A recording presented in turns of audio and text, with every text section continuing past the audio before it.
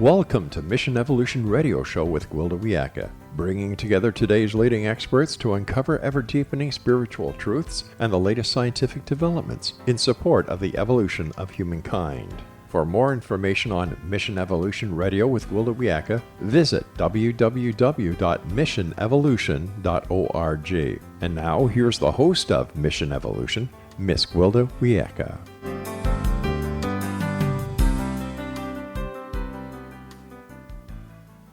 Hello, dear listeners. Thank you for joining us on another exciting adventure into future possibilities. This is Mission Evolution, where we share innovative thoughts and information with the current leading experts, bringing evolutionary solutions to today's unique challenges. Remember, you're a very important part of this discussion. Email info@missionevolution.org with any comments or questions. We'll address them on the next show. So take notes, sit back, and enjoy. This hour will explore wildfires evolving through trial by fire. So far this year, there have been 8,834 fire incidences in California alone, costing in excess of $1.8 billion and over 4 million acres burned. There have been numerous wildfires across California, Oregon, Washington, and Colorado. Many of the fires exploded and coalesced into record-breaking megafires, mobilizing tens of thousands of firefighters. Authorities report that climate change and poor forest management practices contributed to the severity of the wildfires. Be it global warming, hurricanes, flooding, or wildfires, many believe we've just begun to experience this level of devastation from climate change. What is it like to survive a wildfire? What can we learn from those that have? Can we use this situation to evolve our approach to climate change and the resulting upheaval in the future? How can we use these experiences to evolve as human beings? With us this hour to explore some of these questions is a gentleman who has experienced and survived such a fire. Robert Kerbeck is the founder of Malibu Writers Circle and 3 times nominee for the Pushcart Prize. He fought the 2018 Malibu Fire with his wife and son to save their home. His book, Malibu Burning, the real story behind LA's most devastating wildfire, won the 2020 IPPY Award as a Silver Medalist in Creative Nonfiction, the 2020 Reader's Favorite Award as Silver Medalist in Nonfiction Drama. Malibu Burning was a finalist for Foreword Book of the Year and winner of the Best of LA Award. His essays and short stories have appeared in numerous magazines and literary journals. One of his stories was adapted to the award-winning film Reconnected. His website, robertkerbeck.com. Robert, on behalf of our listeners and myself, thanks for joining us on Mission Evolution. Well, thank you, Gwilda. What a nice introduction. I understand you were in the 2018 Woolsey Fire in California. Now California's having another fire crisis. How would you compare the Woolsey Fire with what's going on now? Well, as you know, and I'm sure your listeners know, California is a huge state. And so the fires that have been burning in 2020 have basically been in Northern California. The fire season starts a little bit later in Southern California. It's basically just started now. Usually about November 1st is when we get dry and we have this phenomenon of these Santa Ana winds, these incredibly strong hurricane force winds that come through. And if a fire starts during a Santa Ana wind event, then those embers are blown by these hurricane force winds. And as you can imagine, these embers can travel very, very far. And that's how these fires get so huge, and they become out of control very quickly. So Southern California fire season is just starting right now. And of course, Northern California has had the most horrific fire season on record. This year, correct. Yeah, yep. That's what I thought. So what's it like being in such an intense fire? It's not for the faint of heart.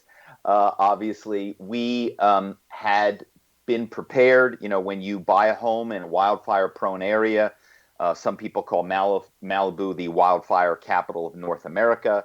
I don't know if it still has that title because there have been so many horrific fires in Northern California, obviously in the last few years. But certainly Malibu has had many, many wildfires. So if you move here, you have to know that, and you have to be prepared. And when we moved in, we were fortunate. a neighbor basically advised us to get a fire pump and get a certain amount of fire equipment, which we did, and we tested it every year. And so when the 2018, the fire was the Woolsey fire, came through and devastated so much of Malibu, we got out our fire pump and got out our fire hose, and we had a chemical called Phos-Chek, which is the same chemical that the firefighters use when they drop it from airplanes. And we sprayed our house. We have an all-wood Victorian home. If any home should have burned in the fire, it would have been our home. But the Phos-Chek saved our house, even though on our street alone, 17 of 19 homes burned to the ground. Oh my goodness. Were you evacuated? Yes. So what we did is when we got the report, I mean, we knew the fire was coming, but when we saw the fire on the horizon above us, as if the sun was rising for a second time that day, we sprayed our house, and then we evacuated basically sort of at the last second. I mean, you know, one of the things I've learned from having fought this wildfire and saved our home is that we were prepared in many ways, but in other ways we were not prepared. And of course, it was the first time we fought a fire, and it was a massive fire. So it, you know, I guess it wouldn't be logical to assume you could be prepared for everything, and we weren't. And so I think that's the one thing we would have done, is we would have sprayed our house sooner. And one thing now that the fire department advises, you know, they have a whole series of protocols for homeowners to evacuate, and they have the protocol series is based on how much time you have. So if you have 5 minutes, this is what you grab. If you have 1 hour, this is what you grab. And they now say if you have an hour or 1 to 2 hours before wildfire hits, they recommend what they call gelling your house, which is what we did when we sprayed it with the Phos-Chek. And I think that's a really important thing, is that a lot of homeowners feel like they have two choices. You know, one is to evacuate, and the other is to, you know, stay behind and fight the fire. And there's now this third option, which I think is very viable. Gelling a home is relatively easy to do. It's basically like power washing your home. It takes only about 20 minutes. And boy, you really give your home a fighting chance if you do that. I would think it also helps the firefighters, having the people on the ground take care of part of it for them. Well, that's a fantastic note, and it's exactly correct. You're exactly right. What happens in these fires is if my house catches on fire, it's much more likely that my neighbor's house catches. If my house and my neighbor's houses catch on fire, it's much more likely that the whole neighborhood burns. Mm-hmm. And so anything that each homeowner, you know, it's one of these things. We talk about a shared responsibility living in a wildfire-prone area. And of course, as you mentioned in the beginning of the program, there are now wildfire-prone areas in Washington, Oregon, Colorado, California, more and more areas. And so anything I can do is going to help out my neighbor. How many evacuations were there? During the Woolsey fire, over 300,000 people were evacuated. Oh my gosh, where do they put them? Well, that's a great question. And one of the scariest things was that, you know, any of your listeners that have been to Malibu, they've driven up the beautiful Pacific Coast Highway.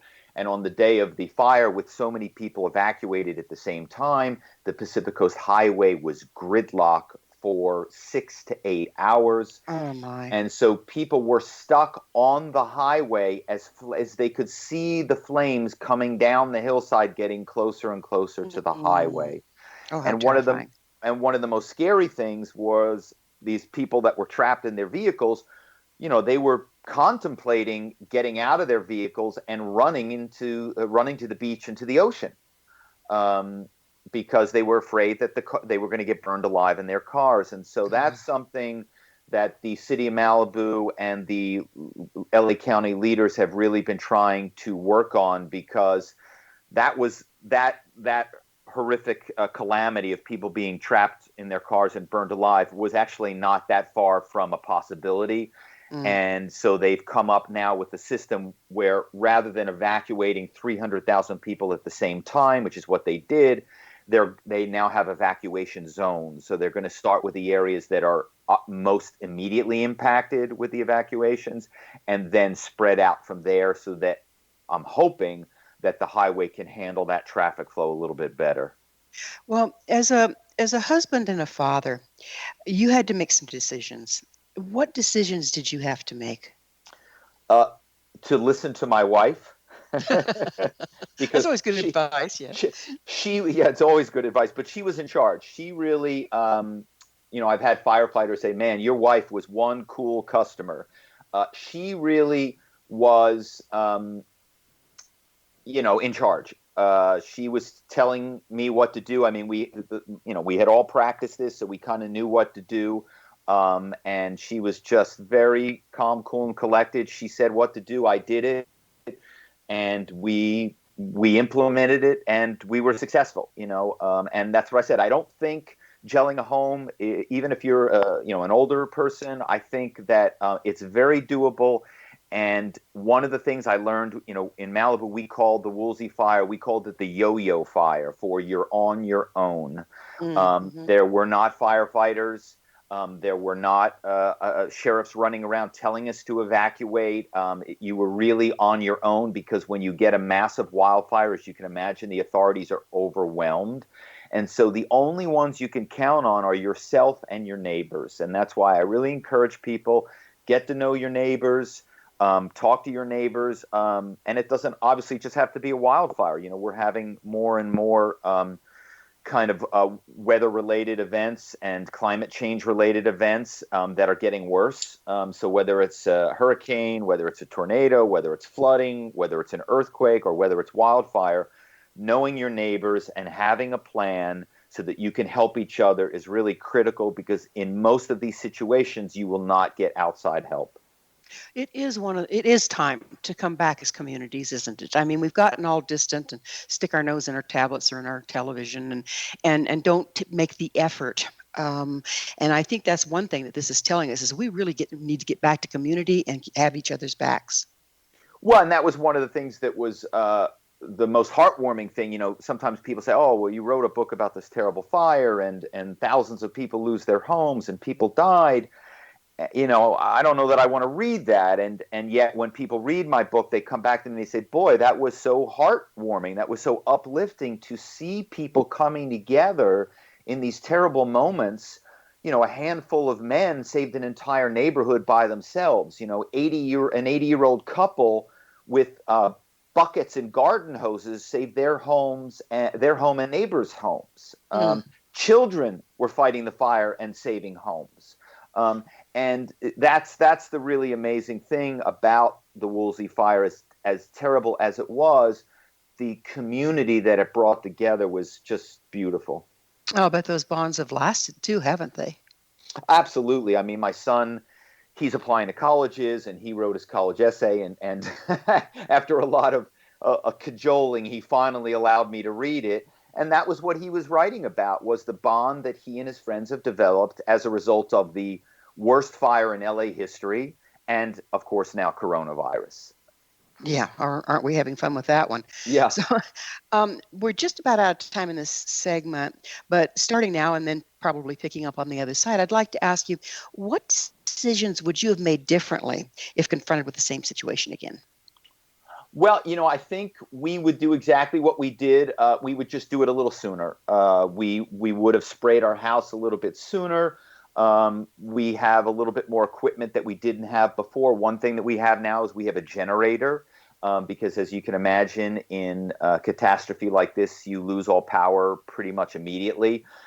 So having a generator gives you the ability to do things that, we weren't able to do because we no longer had power.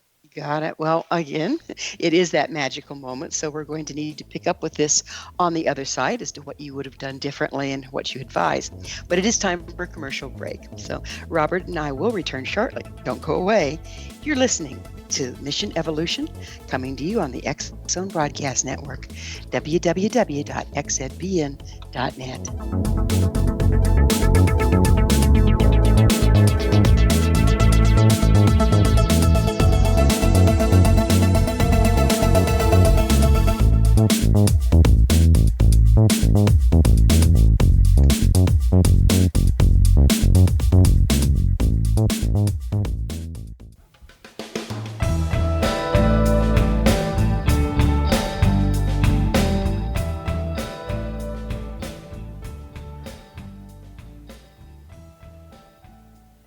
Welcome back. This is Mission Evolution, missionevolution.org. Did you know that the X-Zone Broadcast Network has faithfully brought you the latest information and quality programming throughout the unprecedented upheavals of our times? Our continued broadcast is only made possible through the endless hard work and dedication of our executive producer, Rob McConnell, and his amazing team at the X-Zone Broadcast Network. With us this hour discussing his experience surviving wildfire is Robert Kerbeck. His website, robertkerbeck.com. Robert, we were talking about what you would do differently, and the one thing you said was have a generator on hand. What else would you? Well, I mean, I think, one of the things we're learning with these wildfires, and I spoke about it in the previous segment about this idea that you're on your own, you can't count on help because the authorities are overwhelmed. And that also ties into, I think, the major issue for individuals is preparedness, and specifically what we call hardening your home. And one of the things that they're finding with these wildfires is it's not it's not a giant wall of flames that burns your home down. It's one or two embers that somehow either get inside your house and burn your house from the inside out, or these embers land on something close to your house, catch that item on fire, which then burns down your house. And so this home hardening thing is really the critical issue for individuals and homeowners moving forward. And so here are just some simple things that homeowners can do if they live in a wildfire area and there's a wildfire coming. I mean, the first thing is you just don't want to have anything that's flammable near your house, right? So a wood pile, the wood mulching that a lot of times people put around plants close to their homes. As you can imagine, wood mulch is wood, and it's going to burn in a fire. And I can't tell you how many people lost their homes because the wood mulching around the rose bush next to their house caught on fire, and then that mulching caught something else on fire, and then the house burned down. Another thing that's really critical are ember-resistant vents, very inexpensive item, and these vents prevent embers from getting inside your home. Things like, I can't tell you how many times firefighters told me that they saw lawn furniture, cushions on lawn furniture catch on fire, which then caught the deck that the furniture was on fire, and then that burned down the house. So there are all these things that homeowners can do, including not planting highly flammable landscaping and trees. Here in Southern California, we have a lot of pine and eucalyptus trees. And even palm trees. And those three trees the fire department considers to be highly hazardous. They recommend that you don't plant them. Malibu, after the Woolsey fire, has now banned the planting of any new palm trees because they're so flammable. That makes sense. So did this cause you to change your perspective as to your family's relative safety? That's a great question. For me, I'm going to say no because I feel like we've been through pretty much as bad a fire as you can go through. We came out of it and our house survived, and now we have more equipment than before. So I feel like we're pretty prepared. But I do know there are a lot of people that are questioning, especially, we're hearing about all these fires, and these fires are getting worse. And they're questioning whether Malibu and a lot of communities are safe. And I think that's where the homeowner preparedness, and there's a lot of legislation. I got a wonderful email the other day from one of our California state senators. He represents one of the largest districts in California, which includes much of Los Angeles and Ventura counties, State Senator Henry Stern. And he basically told me he's got my book, on his desk in the Capitol in Sacramento, and he is showing other legislatures that this is what your communities, this is what your districts are going to go through, because we're seeing more and more wildfires spreading into areas that were not historically known to burn. We're definitely in times of change, aren't we? Yeah, absolutely. And I just think more and more homeowners, you just need to be aware. And like I said, many of these changes are simple simple and inexpensive, and you really give your home a fighting chance, and then give the firefighters a fighting chance. If they if it's not an overwhelming fire, and and firefighters can make it to your neighborhood, if your neighborhood and your fellow neighbors have done some of these things I mentioned earlier, you got a great chance of not losing your home. And I can tell you right now, some people say, well, it's just stuff. And I can tell you it's not just stuff. I have so many neighbors that lost everything they owned. And when I say everything, every stitch of clothing, your vehicles melt, everything you had. I had, families that they had their Bible that was 300 years old, that had their family's genealogical history gone. Items from great grandparents that fought in World War I gone. All of those photos, all of the videos, everything is just gone. And rebuilding is a long, difficult, and stressful process. And it's never the same. It's just rebuilt. Right. So, Yeah. did your basic values change as a result of the fire you were in? I think so. I think I really try to, now if I'm driving down the street and I see someone who, they're sort of, they didn't pull over, but they're sort of pulled over, and I'll stop and I'll roll my window down. I'll say, "Are you okay? Everything okay?" Because maybe somebody's having a health situation, and of course most times they're just on their phone. But I do that because I just want to be of service, and that's the great thing, as I mentioned in my book, is that so many of the chapters are about people being of service to their neighbors, many of whom were strangers. Like I said, people saved neighborhoods by themselves. People saved neighborhoods with garden hoses. There were no firefighters, as I mentioned. The firefighters are just overwhelmed. There were, in most communities during the Woolsey fire, there was no help from the fire department.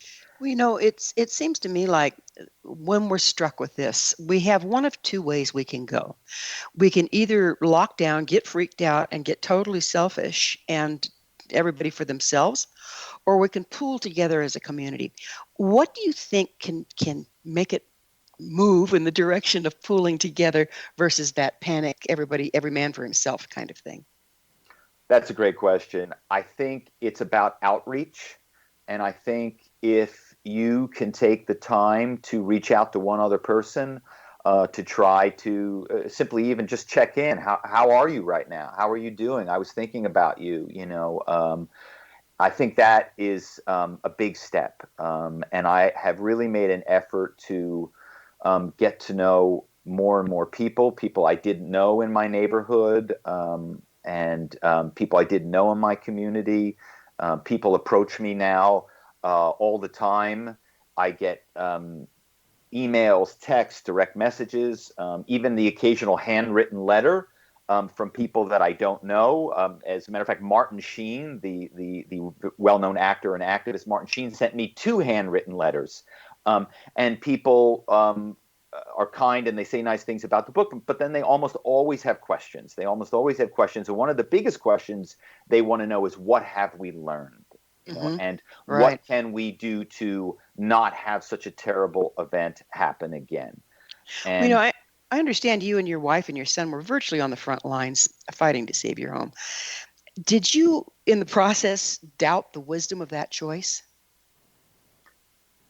I think in retrospect, absolutely. In the moment, there just wasn't time. I mean, the fire came over the horizon, and I would say, I can't even tell you how quickly it was on us, because you just lose all sense of time. But I can tell you it seemed almost instantaneous. It literally seemed as if, to use a Star Trek analogy, that the fire transported from the horizon to our backyard instantaneously. It was that fast. And of course, that's a result of those Hurricane Force Santa Ana winds that are blowing those embers, so that, it's up there 1 second, and then that ember is just hurtling, and then it's in your yard. So I know that. I'm sorry. I know that they can be so unpredictable, the wildfires. I mean, I'm up in a wildfire area in Colorado, surrounded by a bunch of pines. It's been drought up here. It's a high desert. So the pines are like kiln dried, but they're alive. And it can build a wind its own. The fire can build its own wind, and you never know which direction it's going. How were you able to keep an eye on that enough to know, time to go? Enough goo on the house. We need to get out of here. Yeah, that again, it was my wife. She basically at a certain point, when we felt like we had gotten enough Phos-Chek on the house and everything around the house, she said, we got to go. And literally we ran and we got in our car. And as we did, literally a fire NATO came right through, and I saw it. So, those weather patterns that are created by these massive fires are serious and are completely unpredictable. And that's why, again, the one thing I wish we had done was that we had sprayed our house sooner. And then we could have evacuated, so we would have done everything we needed to do and been gone before the fire was really on us. Not been in that level, at that level of risk. How many homes were lost? So we lost, and again, this is always a difficult calculation. We lost a couple of thousand homes. As you can imagine, a lot of times when a property burns, there are multiple structures on the home. And the city and county authorities, they only count permitted structures. So, okay. Mm-hmm. So let's say you put up you had a tool shed, or you had a yoga studio, or you had a whatever you had, you had pulled a little trailer down onto your property. Those things aren't counted. But as you can imagine, in most communities, a lot of people have different structures on their homes, and sometimes, maybe they're renting it out to a college kid, and that was the thing that happened in Malibu, is we lost a lot of those too. And so I would say that the exact number is really not countable, but for sure it was thousands. Oh my gosh! So we're getting close to our next break, but what have the rebuilding efforts been like over the last 2 years? Slow. I'm going to be honest, and that's what I think your listeners need to be aware of if they live in any area that is, potentially prone or susceptible to wildfires. It is a long, difficult process. Here we are. Next week is the 2-year anniversary of the Woolsey fire, and I would say the number of homes rebuilt is less than 10. Oh my goodness. And that's in 2 years. In 2 years. Now, there are many homes that the framing they've been framed so that they're on the way. And I'm going to say that by the 3-year anniversary, many homes will have been rebuilt. And so I think 3 years is what you can expect, and that's in a good result. There are many of my neighbors who are living in trailers on their property. There is nothing going on. They didn't have enough insurance, which unfortunately is a very sad and common refrain. And for those homeowners, it could be 5 years, it could be 7 years, and in many cases, I think a lot of those homeowners are not going to be able to afford to rebuild. Well, the draw on all the resources, the construction, the pieces, parts to put it together must be horrendous. Yes, absolutely. And if you don't have a facility with that it just makes it that much harder. What past fire and threat of with a past fire and threat of more, have there any precautions been made in the rebuilding process that weren't originally built in? Well, I mean, this isn't a good thing, but it is a result. The homes that burned, for the most part, were older homes. They were built in the, in some cases in the 50s, certainly 60s, 70s, and 80s. One thing many of your listeners might not know is people hear Malibu and they think everybody in Malibu is rich. And I'm here to tell you that's not the case. In Malibu, again, we have that Pacific Coast Highway, and the Pacific Coast Highway acts sort of as a marker. If you're on the ocean side of the Pacific Coast Highway, then yes, most likely you're very, very well off. We're going to have to pick up with that on the other side of a commercial break. Robert and I will return to our discussion shortly, so you stay right there. This is Mission Evolution. We're coming to you on the X-Zone Broadcast Network, www.xzbn.net.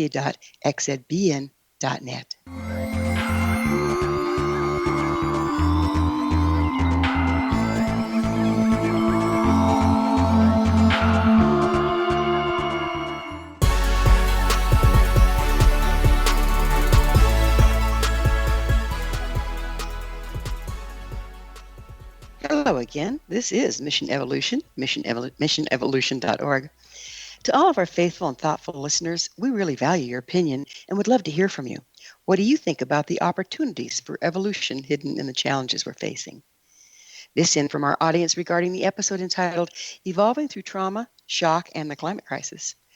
RK shares, "At this point, I quite frankly want this to be over so we can get back to normal already."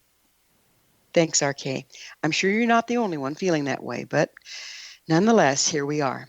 We might as well use the experience to become better people and build a better normal moving forward. Curious, dear audience?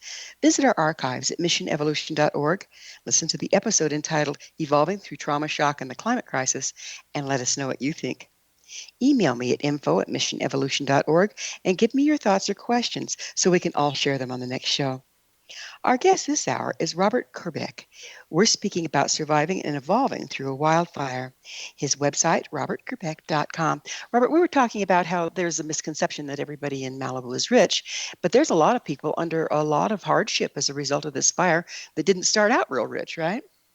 Yeah, exactly. And I said that kind of Pacific Coast Highway is the demarcation line, so to speak. And the people that live on the land side of the PCH up into the hills of Malibu, many of those people have had their homes for a long time.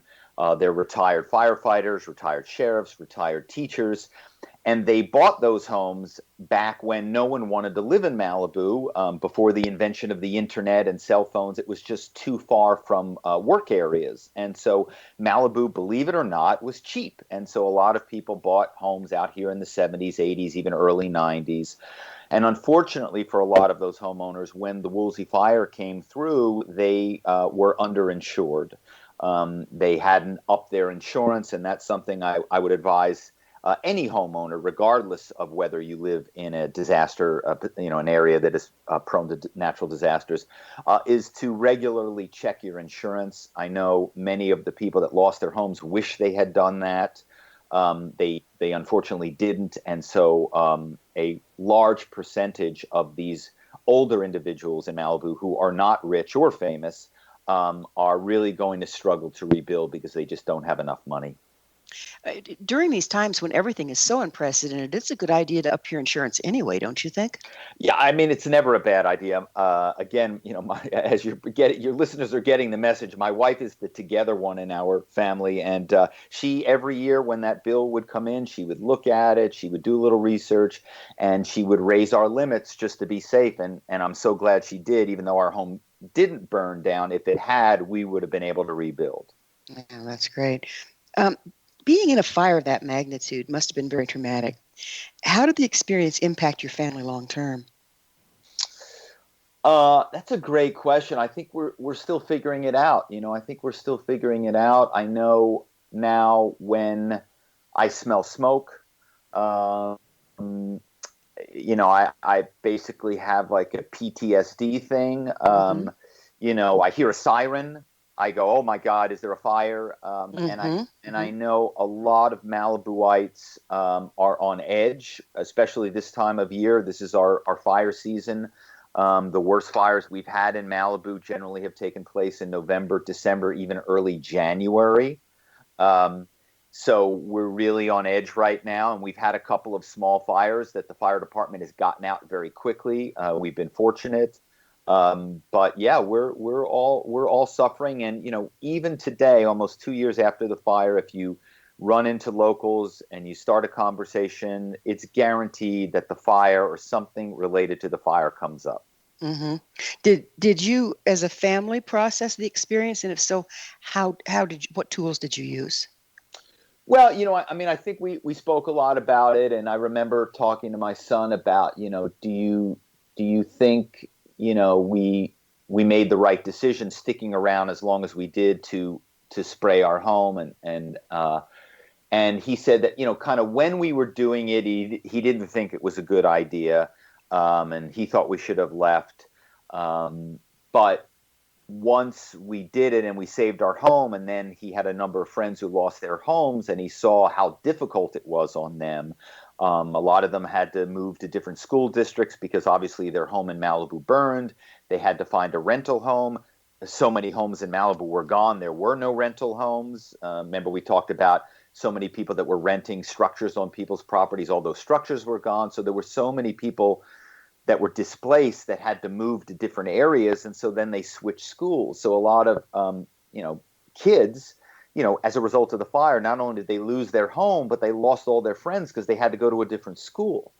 And when he would hear these stories of his friends that were impacted by that, he recognized that taking the time to spray our house with a Phosgene, was a great thing and the right thing to do because, he didn't have to go through that stuff that his friends had. You wrote as you well know, you wrote a book as a result of the experience and your son, his article to get into school. Did you find that helpful for your process? Yeah, absolutely. I interviewed 200 people, over 200 people to write the book, and I could have interviewed 2,000 people. I mean, there were so many amazing stories of heroism, of bravery, of sadness, of success, of failure, and and again, doing all these interviews, I met all these people, and even though I knew many people in my town, I'm fairly outgoing. I met so many more people, and it really brought the community together.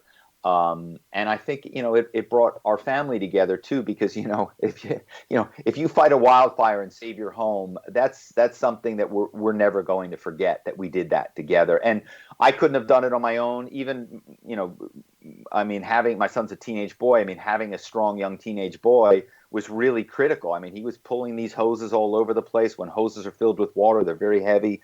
So it really was a team effort, and so that's something that we'll always have. Do you think that having fought and won really helps with the PTSD? I don't know. I mean, I don't know about that because I know I don't. I mean, I don't really take pleasure in the fact that we saved our house. I mean, I'm glad we did, obviously, but I also have some of my closest friends in the world who lost their homes, and so I have experienced their pain. I've heard the stories of people that cannot rebuild. They don't have the money. They were underinsured. I've heard the stories of people that, have lived here their entire lives and now they have to move to a different community. I know the stories of the kids that lost all their friends because they had to start over in another area. That I know kids, some of my son's friends that moved out of state. It's shattering. It's just shattering. It just takes the heart out of a community in a way.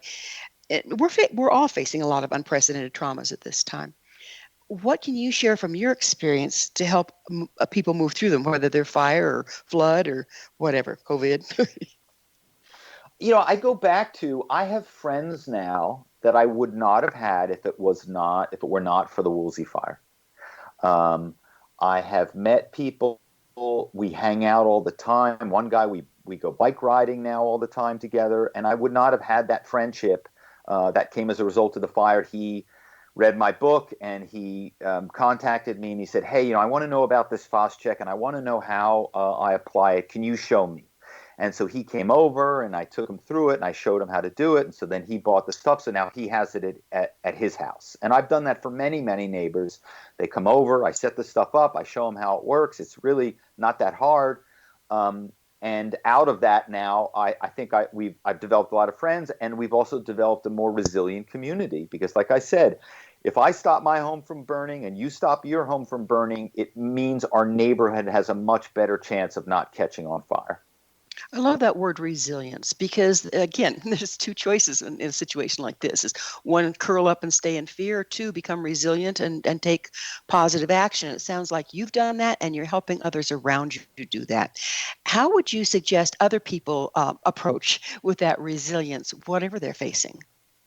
Well, just a brief segue, one of the things about Malibu, and again, there are a lot of misconceptions about Malibu, right? One, everyone's rich and famous, and another one, people don't realize that there's a real frontier element to Malibu. Malibu, for a long time, one family owned Malibu, And so it was kept very, very wild and rural for a long, long time. It was really not until after the Second World War that anyone even could buy property in Malibu. So that's still relatively recent, right? I mean, that's what, 80 years? And so there's still a real frontier element to Malibu. And that's why a lot of people, when we get these wildfires, a lot of old-time Malibuites stay behind and they fight the fire. And there are many people. There was a woman who's in my book, Millie Decker, who died at the age, I think she was 92, and she had never left for a fire her entire life.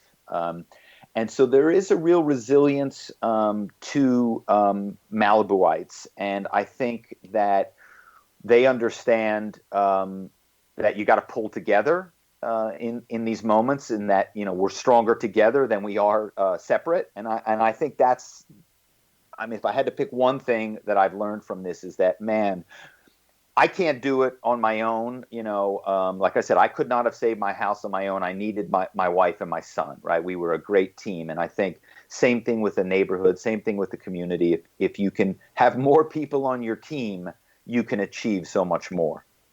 And I think that is a really good lesson for what we're dealing with COVID as well. I mean, people are up in arms that they have to wear a mask. Really? Can't we just pull together and get on top of this thing? It's, and there, so this seems like there's these two courts. One that let's pull together, let's have that pioneer spirit, let's kick this thing, because the authorities can't do it for us. Our behavior is what's going to do it, whether we're in a fire or in a pandemic. What do you see makes that difference? Who can light that spark? What one person can make a difference to rally other people to come on as a team? I just think that you got to look at yourself. You can't focus on too many other people, because at the end of the day, I can only control my behavior. So what I try to do is do the best I can to be the best I can, and teach my son that. And I'm hopeful that if we have enough people kind of leading by example, I think most times people then will kind of want to emulate that behavior or want to be part of that. And that's something, again, I found here in the community. So many people have reached out to me about, well, hey, how do I get that FOSCHEC stuff? And, there's a service. I think the best thing that came out of the fire in terms of the city of Malibu is they hired a fire safety officer who's a retired battalion chief firefighter. And he'll come out to your home for free, and he walks around your home, and he basically tells you the stuff around your home that isn't wildfire safe, right? And I recently had him come out to my home. I thought, boy, we've done everything right, blah, blah, blah. And we've made changes since the fire. We had a wood deck, which we replaced with fire-resistant materials. We got rid of the wood, and we have fire-resistant decking material now. And he came out, and I was expecting him to pat me on the back, and I had this one wisteria plant running alongside my garage, and he was not a fan of it, to be quite frank. He said, and he was showing me how the plant, because it was pretty well established, how it was catching, when winds blow, leaves blow, debris blows, and there was all this dried, dead leaves and debris that the plant had kind of caught. And the plant was literally on my garage. And he was saying, look, if one ember in a fire lands in this, with all these dead leaves in here, and that catches on fire, you have a fire right next to your garage now. And if your garage catches on fire, well, then you're going to lose your garage, and then your garage is next to your house, and then maybe you're going to lose your house. So needless to say, the wisteria plant has been removed. Poor wisteria. He's a thing of the past. Yeah, look. Yes, it's time for another commercial break. Robert and I will be back shortly to continue our discussion, so don't go away.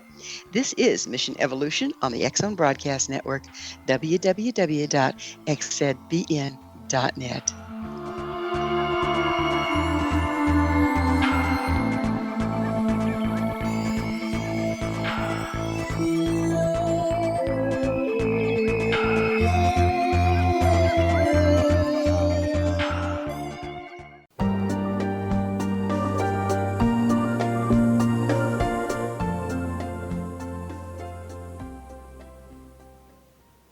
Welcome back. This is Mission Evolution, bringing together gifted people of service to the world. I love to hear from our audience. Your thoughts are very important to me. To suggest a topic or guest that you think would be of interest, email us info@missionevolution.org. This hour, we're sharing thoughts with Robert Kerbeck. His website, robertkerbeck.com. Robert, earlier on you mentioned that you had interviewed so many people. What was your favorite story of the people that you interviewed about the fire? Um, I'll share a celebrity story. The book is focused on kind of the regular folk of Malibu, but I just love this story because sometimes we think of celebrities as somehow different from us, or I don't know, maybe that they don't have the same problems we have, or they have a bad attitude. And this story is so heartwarming.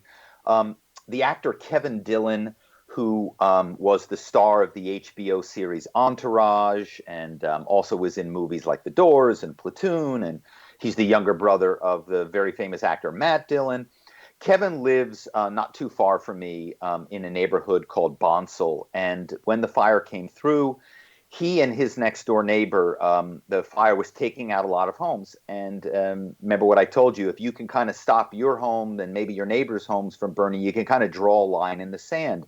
And that's exactly what Kevin and his next door neighbor did. They basically fought the fire. They stopped the fire from getting to their homes, which saved all the homes below theirs. Not one home below where they started fighting the fire caught fire. Mm-hmm. And he was trying to save a home across the street, which was the home of the actor Nick Nolte. And there's this really scary footage of Kevin Dillon, who's a well-known professional actor. I mean, if anybody cannot afford to get burned in a wildfire, it's a professional actor who makes their living, based on their looks. And Kevin is fighting this raging inferno on Nick Nolte's property, trying to save Nick Nolte's house. And to make the story even kind of crazier, Nick Nolte was on location doing a movie with Kevin's brother, Matt. Oh, my.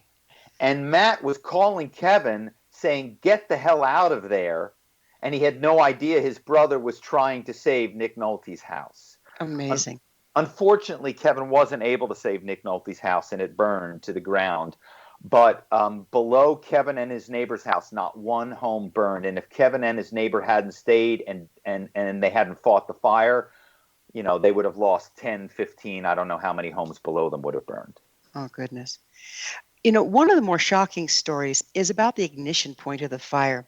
Would you tell us a little bit about that? Yeah, I mean, I think when I wrote Malibu Burning, that was probably the most shocking part of the story for me was, here we have the worst wildfire in LA history. And as if that's not bad enough, it starts on the site of a secret nuclear meltdown. Seriously. Yeah. And that's something even now a lot of people don't know.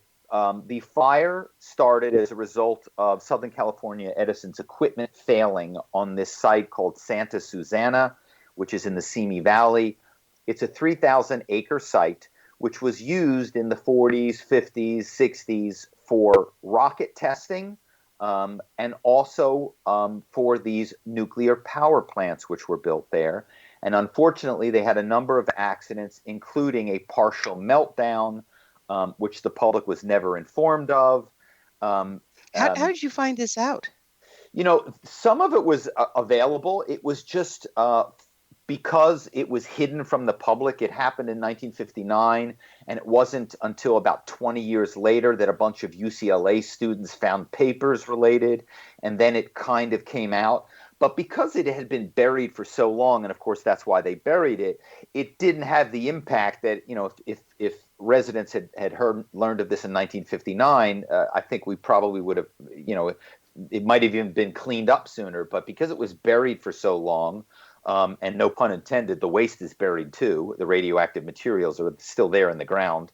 And those radioactive materials, cesium, strontium, they don't go away in our lifetimes or in many, many generations.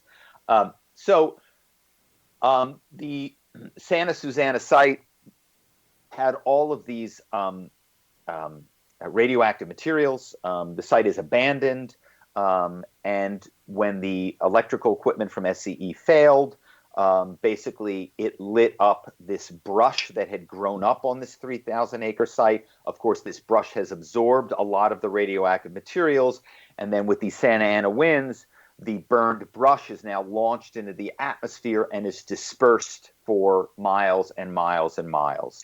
Is there proof of this? Yes. They've been able to register it? Yep. And I wrote an article after the book. After I wrote Malibu Burning, I had a lot of magazines and media reaching out to me and asking me to write some more things. And so I wrote a piece for Los Angeles Magazine about that very issue. About, the question was, could radioactive material have gone all the way to the beach in Malibu and the 25 miles away? And the answer is yes. Oh, dear. Well, they do go test for radioactivity and find that it had? Yes. Yeah. And I think what we're going to find is, as time goes on, I'm really hoping I'm wrong on this, but I'm afraid we're going to find some odd cancer clusters that pop up in communities. And it's going to make no sense why this community has these 3 rare cases of whatever cancer unfortunately, most often it affects children. And that's one of the things that has happened with the original site, the Santa Susana site in Simi Valley. A lot of kids started getting these rare cancers, and the parents got together and they began to realize it was related to their proximity to the Santa Susana site. Well, now with the Woolsey Fire, those radioactive materials, which were somewhat contained on that site, have now been dispersed into greater Los Angeles. Oh, goodness gracious. Are they taking steps to monitor that? They were the site, and I mean, this part of the story is really frustrating and depressing because the site was supposed to have been cleaned up already. There had been an agreement in place to clean the site. The site is owned by Boeing now, and the stakeholders had gotten together. There was a plan, and then the plan was not implemented, and feet were dragged, and then we had the Woolsey Fire. So here we could have had a site that had been cleaned up, and then the fire would have been bad because it was a fire, but it would not have had this issue of now radioactive materials. And it's like to add insult to injury. Yeah, exactly. Yeah. What could have prevented the Woolsey Fire from doing the damage it did to the community? Well, I mean, the first thing that we're seeing is we're seeing far too many wildfires started as a result of the failure of the utility providers' equipment. So the Camp Fire, which decimated the town of Paradise, which occurred at the same time as the Woolsey Fire, was started by PG&E. That's the utility provider in Northern California. It was their equipment failed, and that started the fire. Here in Southern California, SCE's equipment failed and started the Woolsey Fire. And we have seen this over and over. The failure of our utility providers' equipment starts these massive blazes, which of course kill people, kill firefighters, injure firefighters, injure people, destroy homes, cost billions and billions of dollars. The Woolsey Fire, the cost estimate is currently $6 billion for that one fire. Oh my goodness! So and a lot of our utilities are aging. Correct. Particularly in high populous areas. Is there any effort being made to clean that up a little bit? Well, there is. I mean, it's slow, and there is. I mean, one of the things that happened with the Camp Fire in Paradise was that PG&E was charged with manslaughter. And even though they were charged, the individuals at the company weren't charged, the company was charged. But I think that soon that's going to be the next step, that these firms, these quasi public companies they're going to have to get their house in order, or they're going to get taken over, or individuals that are running these companies and not running them properly and not maintaining their equipment, they're going to be charged, I think, individually for crimes, because we just can't have people dying and people losing their homes because they're not checking. Negligence. Exactly. Yeah, exactly. So we've talked about how, there's the man-made issue of how the fires start. But from your research, how much did climate change play in the Woolsey Fire? You know, that's a question probably more for a climate scientist, which I'm not. But I will say, somebody was saying to me, I do a lot of I did obviously a ton of events around the book, and of course now most of those events are Zoom calls or podcasts. And I had someone recently say, "Wow, the temperature the temperature of the planet has only gone up by a degree or so." And I said, "A degree? That's a lot." Like Yeah. people don't seem to understand that it doesn't take a lot of warming to cause major changes on our planet. And I think it is crystal clear by the fact that these fires are getting worse and worse. 2018, we had the Woolsey Fire and the Camp Fire at the exact same time. They were the worst two fires in California history. And 2020 is worse than 2018. 2017 was a horrific wildfire season. So we've had 3 of the 4 worst wildfire seasons in California history in the last 4 years. And we're seeing that globally. Everything Correct. is changing, and the way we used to do things doesn't work because everything's changing. Right, and of course we've seen these massive blazes in Australia, which are Yeah. just And a lot of them were man started, I believe. Yes. yeah. I mean, I think that we do have this phenomenon in California, especially in Northern California, where we get these lightning strikes. Yeah, we get that up here. Right, and a number of the fires that started recently were lightning strikes. And boy, that's a tough one because it's like, how do you stop that, right? But Yeah. all we can do in life is we control what we can control. We certainly can require and make sure that the utility providers are doing a far better job of maintaining their equipment. So the idea of the utility providers starting a major fire, we want to put that in the rearview mirror. So that's the past. We don't want to have that happening anymore. Lightning strikes. That's another kind of complicated issue, but certainly we can do a far better job with the utility providers who have started some of the worst fires in history. Well, we have a little while left. In closing, what would you like to share with Mission Evolution's worldwide audience that can help us in the future with this? Well, thank you for having me, and thank you for that question. I just go back to reach out to somebody. Reach out to someone you haven't spoken to in a while. Reach out to a neighbor you don't know, and just try to be of service to them. We're all going through such a tough time, such a chaotic time. I think about my son. I mean, he's in the house with us all day long. He's doing online learning. I mean, it's such a challenge for young people. And it's a challenge for older people too. That, like my mother, I have an 81-year-old mother who obviously, she's got to be very careful with coronavirus because she's especially susceptible. She has underlying health conditions, so she's in the house all the time. So it's just such a hard time for our planet. I reach out to somebody and see what they need. Can you shop for them? Can you drop off something for them? Or can you just spend a half an hour of your time chatting with them? I think that would be a really wonderful thing. Well, Robert, unfortunately, we have come to the end of our time together, but thank you so much for coming on the show. Oh, it's my pleasure, and thank you. And if anyone ever has any questions about anything related to wildfire, they can email me via my website, and I'm happy to help in any way I can. Thank you so much. Our guest this hour has been Robert Kerbeck, a 3-time nominee for Pushcart Prize. He fought the 2018 Malibu Fire with his wife and son to save their home. His website, robertkerbeck.com. I love to hear from my listeners. Email me at info@missionevolution.org and suggest any topics or guests you'd find of interest. I'm sure we'll all enjoy them. This has been Mission Evolution with Gwilda Wiyaka on the X-Zone Broadcast Network, www.xzbn.net. Join us next time when we'll be speaking with Thomas More about the power of soul during times of upheaval. And so the mission continues, bringing information, resources, and support to our evolving world.